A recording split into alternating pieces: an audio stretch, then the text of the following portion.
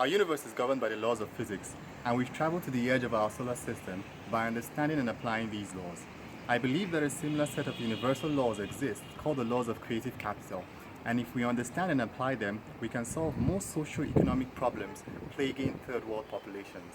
I spent the last 10 years of my life studying how these laws apply in different fields. In this process, I've mastered painting, printing, graphic design, studied photography, filmmaking and fashion, taught myself to code and started 3 companies out of absolutely nothing. I've transferred this knowledge by training and inspiring young people to tap their inner potential, unleash their creativity and become self-sustainable.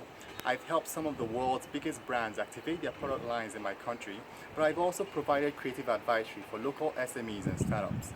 Though I'm still piecing this puzzle, I believe that by understanding and passing on this knowledge, I can inspire a generation of young Africans to rise above their circumstances, leverage their internal creative capital, and solve their social and economic challenges.